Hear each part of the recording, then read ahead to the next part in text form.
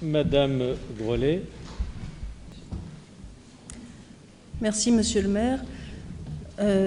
Ce vœu auquel nous nous associons avec cœur et avec détermination, pour lequel nous remercions ses auteurs, concerne non seulement les féminicides, qui est un mot un petit peu dans le vent, mais surtout les violences faites aux femmes, qui, de façon plus large, veut répondre à une répétition macabre de ces violences qui peuvent terminer évidemment par un assassinat. Notre effroi, oui, notre détermination aussi, l'aboutissement de la colère qu'on peut avoir en voyant cette répétition d'actes, aboutis ou non, elle doit porter aussi, donc d'abord sur ce que la ville peut faire évidemment, mais également sur un problème récurrent qui est celui de la récidive, puisqu'on peut constater avec accablement que dans les différents cas dramatiques qui parsèment le calendrier, beaucoup d'auteurs étaient connus des services de police, des services de justice, voire avaient été condamnés. Pour cela, notre contribution, lorsque nous en avons parlé, Monsieur le maire, avait été par la suite de proposer d'ajouter, et on le fera lors de cette commission, vous l'avez dit, Monsieur le maire, il ne s'agit pas d'une commission pour enterrer les difficultés ou pour donner l'impression d'agir, mais vraiment pour trouver tout ce que la ville peut faire. Elle est donc de proposer dans la partie logement de mettre à disposition des associations existantes des logements qui permettent d'éloigner les auteurs de ces violences pour éviter la récidive, puisque c'est rare qu'un acte unique aboutisse à la mort d'une femme. Il s'agit de les éloigner, de les suivre également, de les éloigner. Bon, on le voit dans 2 des 3 cas qui sont cités. Il s'agirait, selon nous, d'éloigner même du territoire français des gens qui n'ont pas la nationalité française et qui ont commis une première fois un acte intolérable envers une femme, ne devraient pas avoir le droit de rester chez nous. En tout cas, nous participerons avec beaucoup de cœur aux travaux qui seront initiés avec comme but une action très concrète de notre collectivité pour ce qui est de ses compétences, en complément évidemment des services de l'État. Je vous remercie.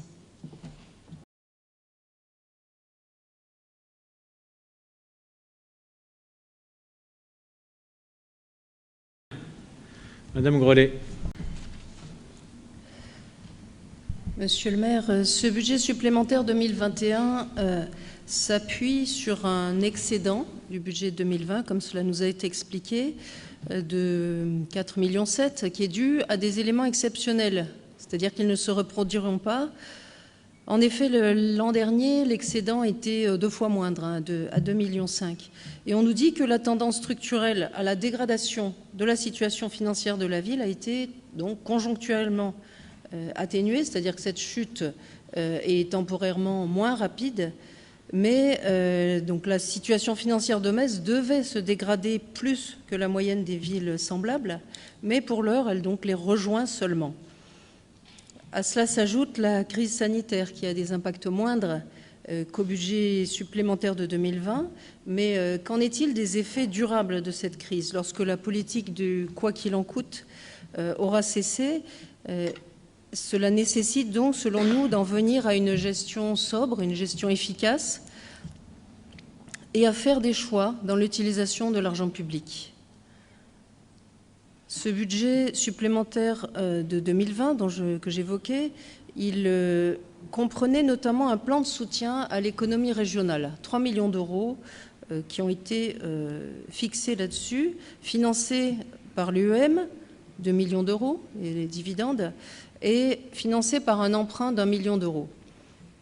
Au vu donc de ce montant, cet excédent, cet emprunt supplémentaire qui inaugurait votre mandat et qui était, je l'avais dit l'an dernier, tout un symbole, Cet emprunt était-il utile?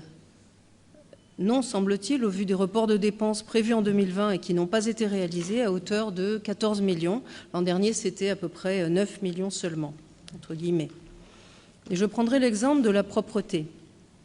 Autorisation de programme 2020-2024, M. Lucas l'a cité tout à l'heure, les investissements prévus étaient de 4 millions.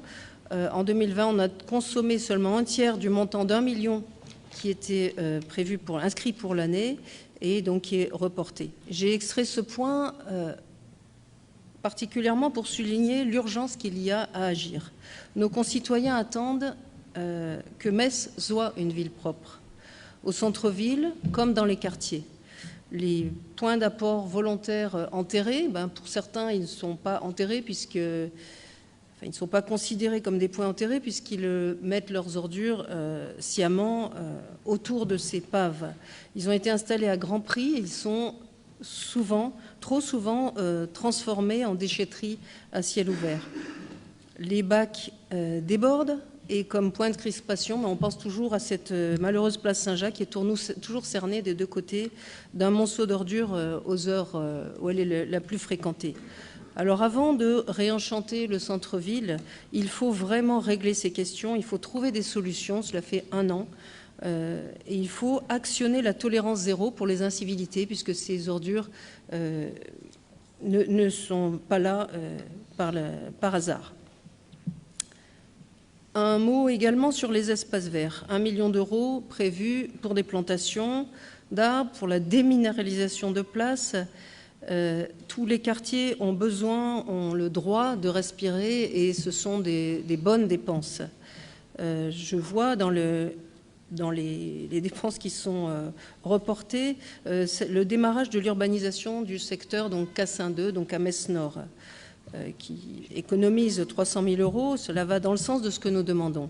En revanche, il ne faut pas reporter, mais il faut remplacer les projets de construction dans un secteur qui est déjà extrêmement ultra dense et en difficulté, remplacés par des espaces naturels qui servent le bien public et que les habitants attendent pour voir leur quartier revalorisé. Je ferai même la même remarque pour le projet de Mathieu Hébard qui est prévu route de Lori. Là aussi, les habitants sont inquiets, ils attendent un mieux et non pas de la cosmétique. Et je terminerai sur l'inscription de 93 000 euros pour l'équipement des policiers municipaux, que nous soutenons également, une dépense que nous soutenons également. À l'adresse de la gauche, je dirais qu'on ne peut pas demander à ces policiers municipaux d'être plus réactifs, notamment face aux violences faites aux femmes, et leur refuser les moyens d'agir. Ce point-là, donc, nous le soutenons. Je vous remercie. Merci, Madame Grollet.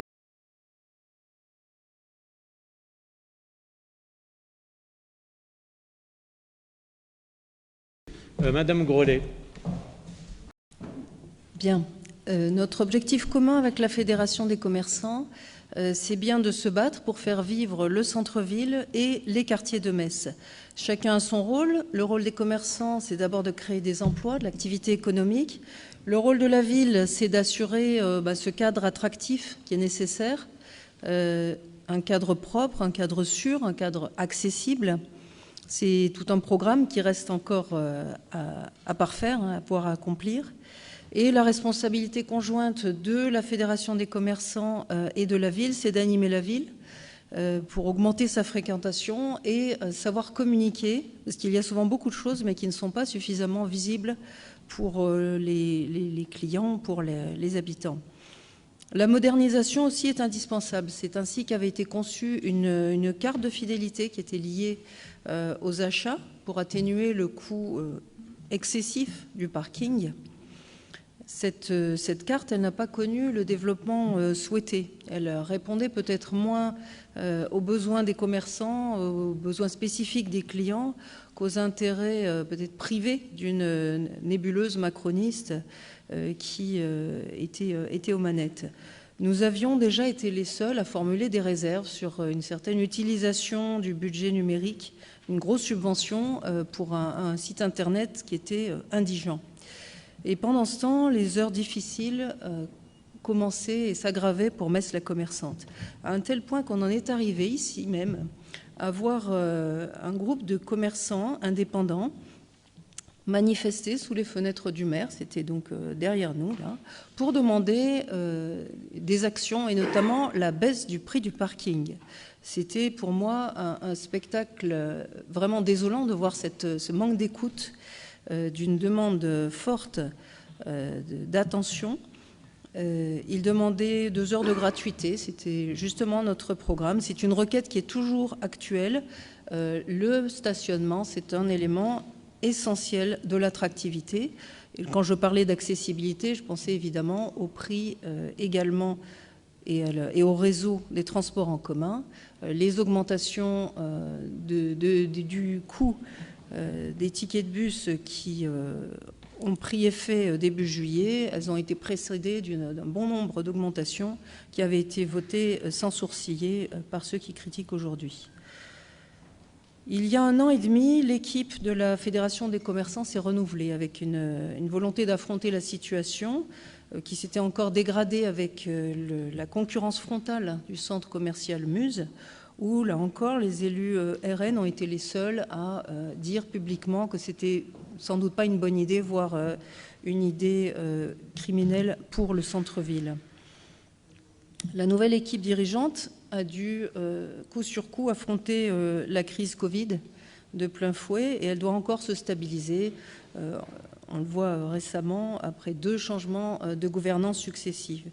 Alors, face à la motion qui nous est présentée, nous demandons quand même de la transparence.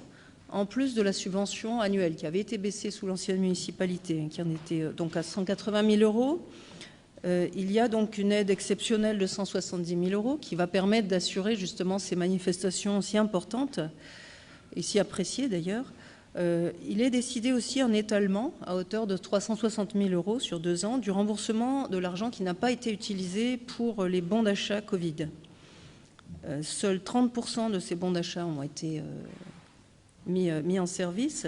Sur les 500 000 € de subventions versées par la ville à la fédération, ce sont donc 360 000 qui restaient, qui ont été utilisés. Il serait important de savoir quel a été le circuit d'utilisation de cette somme, sachant qu'en plus de la subvention de 500 000 €, il y avait 70 000 €, c'était dans le budget supplémentaire 2020, qui avait été versé pour la gestion de ces bons. L'aide exceptionnelle donc, qui va être accordée à la Fédération des commerçants pendant 2 ans, elle servira finalement uniquement à rembourser cette subvention non utilisée. Et il serait injuste que les commerçants, ceux qui veulent reprendre la situation en main, soient paralysés par des manquements précédents. Ce n'est surtout pas notre objectif. Mais il s'agit d'argent public, d'une somme très importante. Et la situation va être suffisamment difficile pour tout le monde économique, pour tous les commerçants, les artisans, les restaurateurs, tous ceux qui font vivre notre ville et créer de l'emploi. Donc il est indispensable, selon nous, que les responsabilités soient actées, afin de repartir sur des bases saines, avec un soutien fort et clair de notre part, aux commerçants et aux artisans messins. Je vous remercie de votre attention. Merci, Madame. Je voulais juste préciser que sur le point de la taxe sur les commerces vacants, Marie-Claude Voinson prendra la parole. Eh bien, elle va la prendre tout de suite. Ouais. Voilà, merci. Madame Voinson, c'est à vous. Merci, Monsieur le maire. La mise en place de la taxe annuelle sur les friches commerciales reste un impôt local. La fiscalité est un outil punitif à actionner en dernier recours, une fois donnés tous les gages d'action positive pour implanter des commerces à Metz. Elle est due par les propriétaires de certains biens inexploités pour lutter contre la vacance commerciale, le délabrement des anciens locaux commerciaux, des vitrines vides, des rideaux de fer baissés. Un désastre pour l'attrait visuel et commercial de la ville. La TFC peut être un outil efficace sur les territoires attractifs. Elle peut avoir un effet sur la baisse des loyers au centre-ville, à la recherche active de locataires, sur la sollicitation des propriétaires à être mis en relation avec des porteurs de projets, ainsi que sur la réhabilitation des locaux ou leur maintien en bon état. Elle peut aussi permettre d'instaurer un dialogue avec les propriétaires et répondre aux problématiques des commerces du centre-ville. Cependant, la mise en place de la TFC représente également une charge de travail non négligeable pour la collectivité liée au retraitement du fichier de la Direction générale des impôts, qui s'avère être très volumineux et demande une grande connaissance du territoire communal en la matière. Il est important de bien s'assurer d'une volonté du propriétaire de ne pas louer. Ce dispositif est un levier, mais pas le seul. D'autres villes de la taille de Metz appliquent également le parking gratuit le samedi toute la journée, Perpignan par exemple, pour permettre de consommer au centre-ville et ainsi de concurrencer les zones commerciales dont le parking est, lui, gratuit tous les jours de la semaine. Un autre levier, prendre un arrêté municipal et exercer son droit de préemption commerciale pour limiter dans un périmètre de l'hypercentre l'accès aux snacks, kebab et restauration rapide. Metz est dénommée la capitale du kebab. Il est important de faire tout type de commerce à Metz. Il manque, par exemple, un magasin de bricolage ou d'électroménager. Je vous remercie.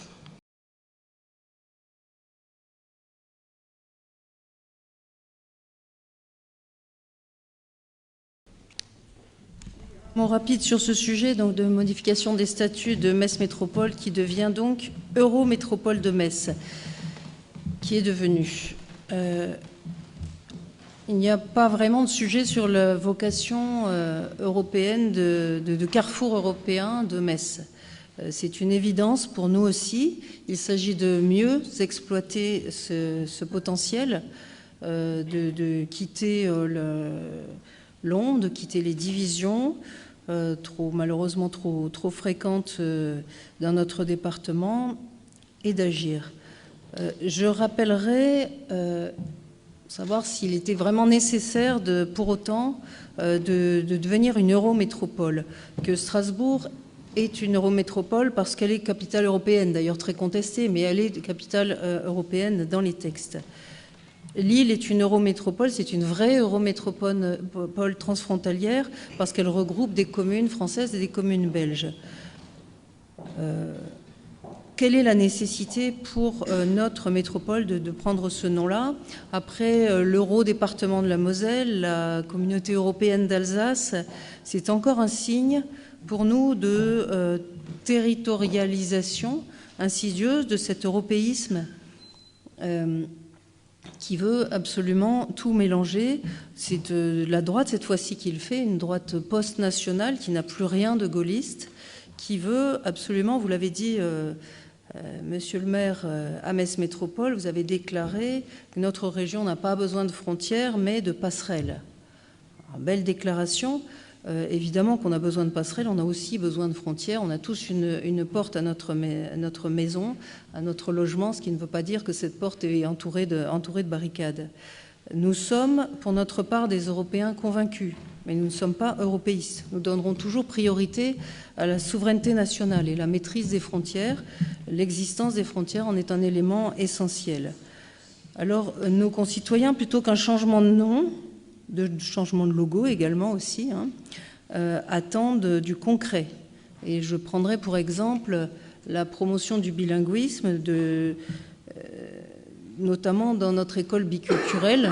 Il y a à Metz une école biculturelle bien installée, une autre en devenir. Et cette école est en danger de perdre une classe par manque d'inscription. Donc pour moi, par manque d'une promotion suffisante des intérêts de cette formation biculturelle, qui peut aller de la maternelle jusqu'à l'enseignement supérieur, où l'université de Metz propose des cursus vraiment très riches. Donc il s'agit pour la ville de trouver suffisamment d'élèves, de donner les dérogations nécessaires pour permettre à un bon nombre de parents d'inscrire leurs enfants dans ce cursus qui mériterait vraiment, qu'il y a de la place pour accueillir plus d'enfants. Et également la promotion de la formation, notamment par apprentissage. On a le lycée André Citroën qui propose un apprentissage transfrontalier. Ça sera un sujet que nous aborderons au niveau de la région. Et cet apprentissage transfrontalier a connu aussi une chute libre par des décisions gouvernementales, mais avec un soutien insuffisant de la région. C'est aussi une chance pour nos jeunes. Et deuxième point important pour nos concitoyens, c'est de faciliter leur quotidien, celui des travailleurs frontaliers dans les transports. Vaste sujet. Dans les conseils et l'appui qui peuvent être donnés, alors nous avions proposé une maison des transfrontaliers. Et vous avez déjà fait un pas avec ce qui est pour le moment pas vraiment une maison du Luxembourg, c'est un bureau dans un... même pas dans un bureau municipal à la gare, on va dire. Il y a encore beaucoup à faire en la matière. Je vous remercie de votre attention.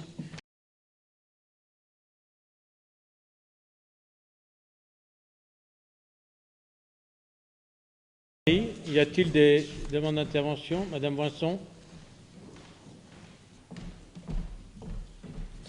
Merci, Monsieur le maire. Créé en 2008, l'événement se déroule cet été, comme chaque année, au bord du plan d'eau, à Metz, pour quelques semaines seulement.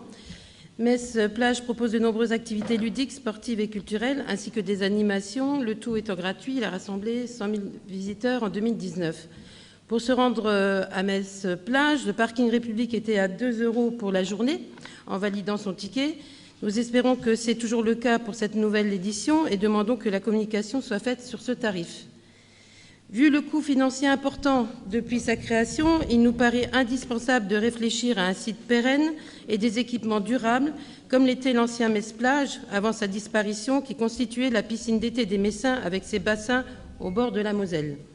Nous soutenons également le projet d'une piscine naturelle d'été dans le bras mort du canal de Jouy, au niveau de l'ancienne maison de l'éclusier du quai des Régates, portée par l'association Metz Ville d'Eau. Metz a du potentiel pour doter notre ville d'une plage digne de ce nom. Je vous remercie.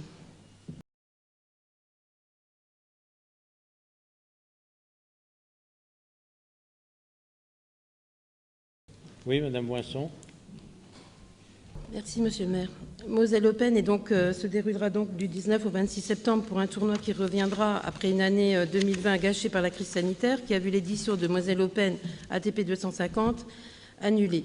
Nous soutenons ce tournoi de tennis messin qui se déroule à nouveau aux arènes de Metz. Depuis quelques années, cet événement a fait ses preuves. Cette manifestation est retransmise dans une centaine de pays. Il s'inscrit parmi les temps forts du tennis international, participe au rayonnement de la ville et de la Moselle. Une question reste en suspens suite à la signature d'un accord entre le département de la Moselle, la Fédération française de tennis et les organisateurs de maintenir le tournoi jusqu'en 2023. Quelle sera la décision des organisateurs après cette date? Metz aura-t-elle les moyens de maintenir le tournoi de Moselle Open encore longtemps dans notre ville avec une concurrence rude au niveau international? Je vous remercie.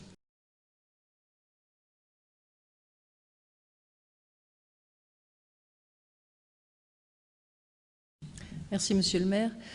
Oui, donc à cette initiative de plantation d'arbres entre la Patrotte et devant les ponts, sur une ancienne friche militaire qui plus est. Mais vu l'ampleur de ce projet, donc vous avez choisi de faire appel à une société qui va trouver donc le financement auprès d'acteurs volontaires qui ne sont pas soumis à l'obligation de compensation carbone. Il y a toujours le risque avec ce genre de formule de ce qu'on appelle le greenwashing, excusez-moi du... Enfin bon, quand on voit le nom de la société française, très everywhere, ça n'est pas mieux. On est dans les anglicismes. Donc c'est une action de com environnementale de la part de certaines. La priorité doit être pour tous de réduire sa propre pollution. Et on voit aussi une sorte de communication dans cet objectif de 1 milliard d'arbres dans les communes de France. 60 000 arbres sur ces 2 hectares, en réalité, ce ne sera pas des arbres, c'est plutôt un bosquet, des bosquets, des plantes. Cette méthode de végétalisation express, terme que je n'aime vraiment pas, parce que créer une forêt, ça ne se fait pas en 3 ans, surtout sous nos climats. La nature, c'est plutôt le temps long. Cette méthode est un peu controversée dans la durée, parce que sur les 60 000 arbres promis en plantation, est-ce que la moitié seulement va résister au temps? Donc, je pense qu'il faut faire attention à la communication qu'on utilise. Et une autre remarque concernant la mise en œuvre donc, de cette plantation. Pourquoi ne pas en profiter pour faire travailler aussi, faire réaliser ce projet par les services municipaux dont les compétences sont évidemment reconnues. C'est bien, et en effet, j'ai vu dans la convention qu'il s'agissait de travailler avec des ESAT, avec d'autres associations d'insertion également. Mais les services de la ville auraient pu aussi coordonner cela sur le plan, la mise en œuvre. En effet, il n'y a peut-être pas assez de personnel. Vous avez des ambitions, il y a des ambitions importantes de plantation d'arbres annuels. Il va bien falloir redonner les moyens aux services de réaliser cet accroissement de notre patrimoine arboré. Ne redonner donc des moyens, c'est faire l'inverse de ce qu'avait fait l'ancienne municipalité, qui supprimait des postes. Et je me souviens, quand j'avais pointé les baisses, les suppressions, lorsqu'il y avait eu cette mise en œuvre d'un plan d'économie, j'avais pointé du doigt les diminutions de postes aux espaces verts, la fin de contrats d'apprentissage. Aujourd'hui, c'est un objectif environnemental qui est partagé et qui nécessite donc de rétablir, voire de renforcer les effectifs nécessaires aux ambitions de Metz Ville Verte. Je vous remercie.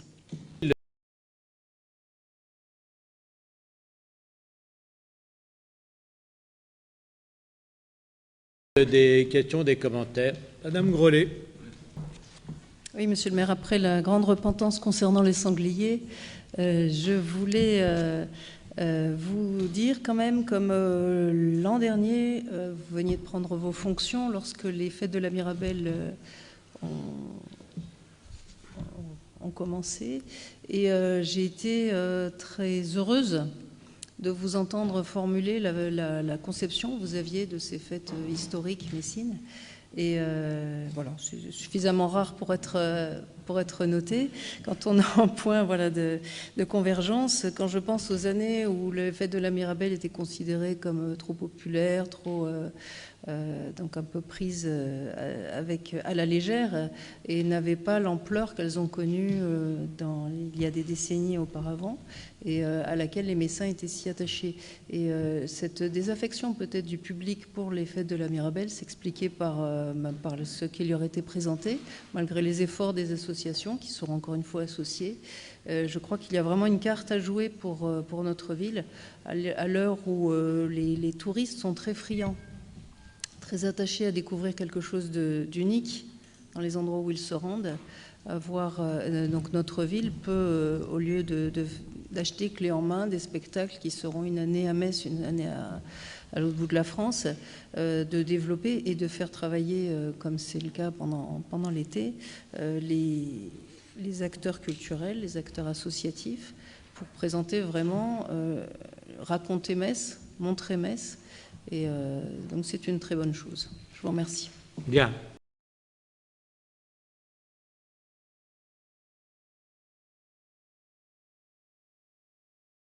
Ce sera rapide pour ma part.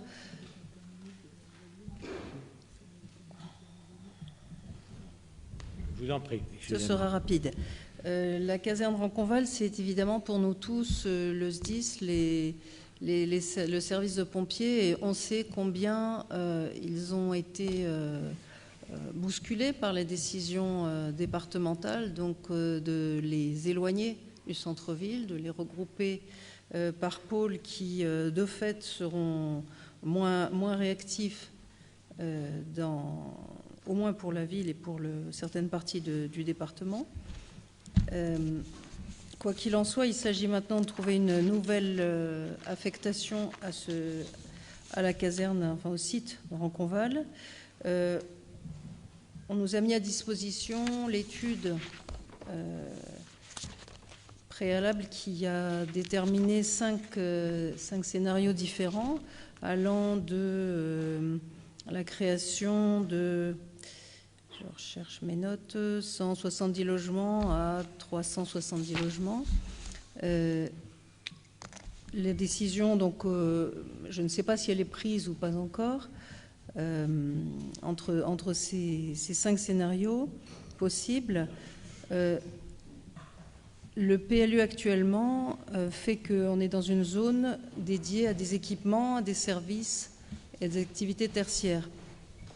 Vouloir absolument couvrir cette zone de logement, eu égard à la vacance des logements qui est aujourd'hui à Metz un réel problème, c'est donner à ce site une vocation immobilière avec des propriétaires occupants comme avec des propriétaires qui loueront leurs biens, qui feront de l'investissement immobilier. Est-ce que c'est vraiment l'intérêt de notre ville ? Est-ce qu'on n'a pas aussi la possibilité, ça n'était pas dans les éventualités qui ont été étudiées dans ces scénarios, de garder ce terrain au moins partiellement pour un usage plus collectif qui serait donc au bénéfice de tous. Je vous remercie de vos éclaircissements.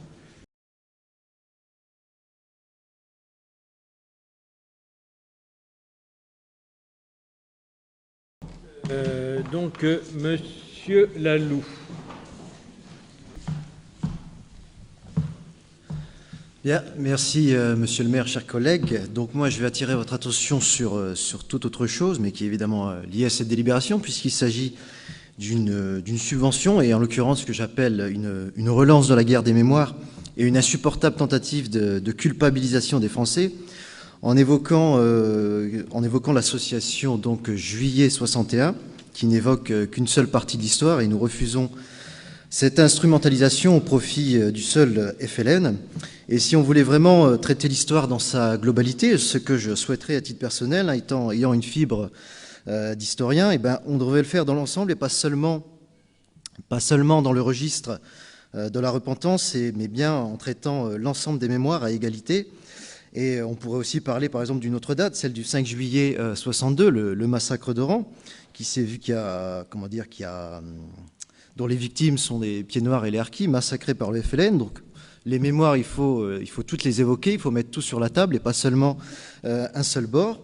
Et à titre de comparaison, je pense aussi que la ville de Metz aurait pu s'honorer de commémorer, puisqu'il s'agit là aussi de mémoire, le général Lassalle, le grand général Lassalle, qui est né à Metz et dont c'était l'anniversaire de la mort il y a 2 jours. Je crois même qu'un associatif vous a contacté, vous ou l'adjoint à la culture. Donc ça aurait été bien au moins de lui répondre et surtout d'avoir un petit mot sur ce grand soldat. Voilà, je vous remercie. Pardon ? Oui. Alors 2 points, Monsieur le maire. Après tout ce que vous venez de dire concernant le collectif Juillet 61, laissons les historiens travailler, bien sûr. Laissons les collectifs exprimer leur sensibilité, qui n'a pas à être objective, puisqu'elle est l'émanation de leur vision de l'histoire, mais pas avec des subventions dans ce cas-là. En effet, une plaque, c'est un engagement de la collectivité, on a une stèle, mais une subvention, c'est aussi un engagement de la collectivité. Et il me semble, sans revenir sur tout ce que vous avez dit et sur ce que Grégoire Lalou avait exprimé, que cette dépense d'argent public serait dévoyée. C'est une mémoire hémiplégique qui est ici privilégiée. Concernant Blida, je voulais juste...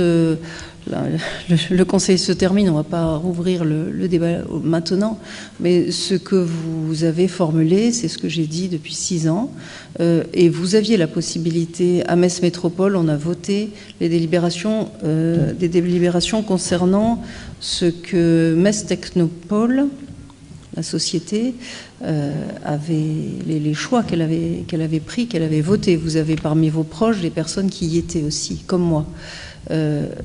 On a engagé de l'argent public, on a fait des emprunts, en effet, que les banques ont cautionné en se faisant un peu... Les collectivités ont cautionné et les banques se sont engagées plus précisément, et je les ai vues hésiter et prendre du temps pour prendre leurs décisions parce qu'elles attendaient justement que Metz Métropole s'engage.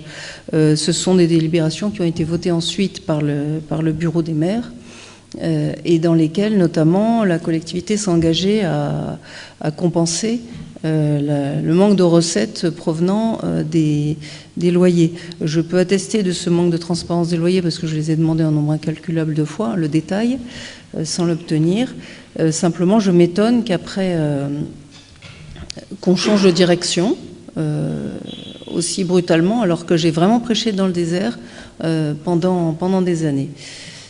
Nous voterons contre cette délibération où il y a un peu de bien et beaucoup de moins bien.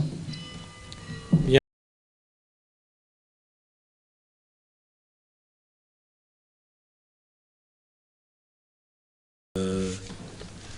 Oui. Alors, Madame Grellet. C'est la fin du Conseil, mais tout de même, je dois vous expliquer pourquoi nous voterons contre cette délibération. Dominique Gros donc, demande à bénéficier de la protection fonctionnelle, et donc c'est une facture d'à peu près 2 000 € de frais d'avocat. Pour une plainte classée sans suite, je trouve que déjà la facture est assez élevée.